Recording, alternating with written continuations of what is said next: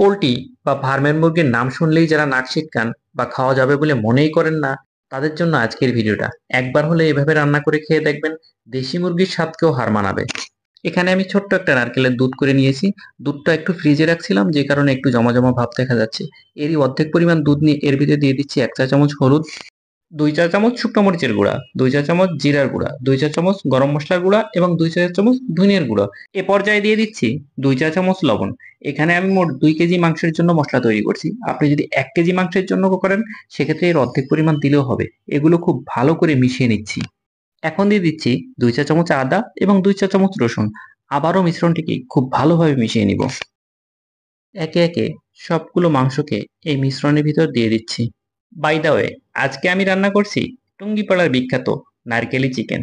সবগুলো মাংস যখন দেওয়া হয়ে যাবে, এই মাংসগুলোকে উলট পালট করে মিশিয়ে ম্যারিনেট করে রেখে দিব প্রায় আধা ঘন্টা। আধা ঘন্টা পরে আমরা চলে আসলাম চুলার কাছে।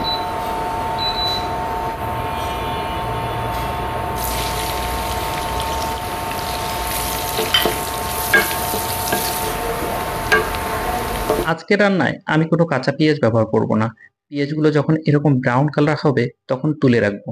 নতুন রাঁধুনিদের মনে একটা প্রশ্ন আসতে পারে, নারকেলের দুধ কোথায় পাবেন? নারকেলের দুধ আপনি যে কোনো সুপার শপে কিনতে পেয়ে যাবেন।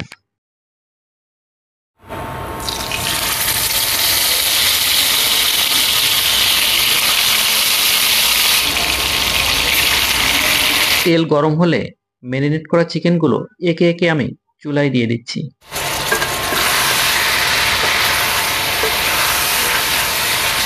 চুলায় মাংসটা ভাজি হতে থাক, এরই ফাঁকে আমরা তৈরি করে আসি আর একটা মিশ্রণ। শুরুতে আমরা যে অর্ধেক পরিমাণ নারকেলের দুধ তুলে রেখেছিলাম, এই দুধটা দিয়ে দিচ্ছি একটা ব্লেন্ডারে। এর ভিতরে দিয়ে দিচ্ছি অর্ধেক পরিমাণ পেঁয়াজ ব্রেস্তা এবং 15 থেকে 20টা কাজু বাদাম। কাজু বাদাম হাতের কাছে না থাকলে চীনা বাদাম বা কাঠবাদাম দিলেও চলবে, সেক্ষেত্রে এগুলো একটু ভেজে নিতে হবে। কাজু বাদাম কাঁচাও দেওয়া যায়। ডিয়ার ভিউয়ার্স, দেখুন কত ঘন এবং ইয়ামি একটা দ্রবণ তৈরি হয়েছে। দ্রবণটা আমরা ব্যবহার করব একেবারে রান্নার শেষ দিকে। চলুন তাহলে আমরা ফিরে যাই আমাদের রান্নার কাছে।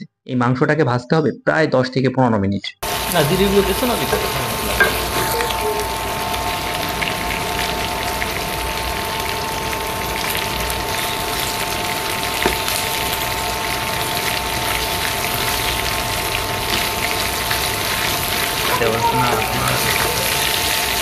আমাদের মাংস ভাজা শেষ।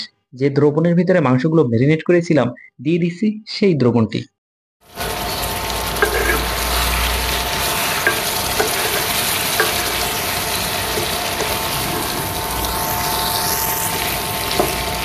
সিদ্ধ হওয়ার জন্য দিয়ে দিচ্ছি 1 কাপ পরিমাণ পানি।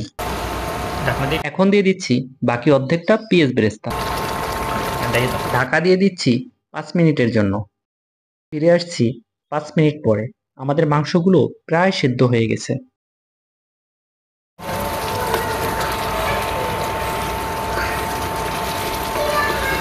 এ পর্যায়ে আমি দিয়ে দিচ্ছি আগে থেকে তৈরি করে রাখা কাজু বাদাম, পেঁয়াজ বেরেস্তা এবং নারকেলের দুধের সেই মিশ্রণটি।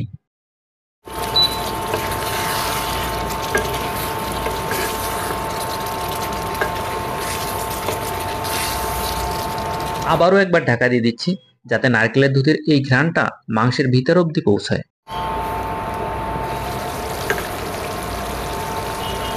আমাদের রান্না কিন্তু হয়ে গেছে। দেখুন কত সুন্দর একটা কালার আসছে। এই মাংসটা কিন্তু খিচুড়ি, ভাত ও রুটি দিয়ে বেশ জমে।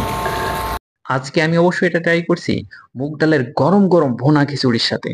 আশা করি একবার হলেও বাসায় এভাবে রান্না করে দেখবেন, এবং আপনাদের রান্না কেমন হলো অবশ্যই কমেন্ট বক্সে জানাবেন। এই ভিডিওটা যদি আপনার কাছে ভালো লাগে এবং এই ভিডিওটা থেকে আপনি যদি কোনো কিছু শিখে থাকেন, অবশ্যই একটা লাইক তো আশা করতে পারি। আর যারা নতুন রাঁধুনি আছেন, তারা ভিডিওটা শেয়ার করে টাইমলাইনে রেখে দিতে পারেন। আপনাদের হয়তো নতুন কোনো রান্নার জন্য এটা কাজে লাগতে পারে। আজকের ভিডিও এ পর্যন্তই। আবার দেখা হবে নতুন কোনো ভিডিও নিয়ে, নতুন কোনো জায়গায়। সেই প্রত্যাশায় আল্লাহ হাফেজ।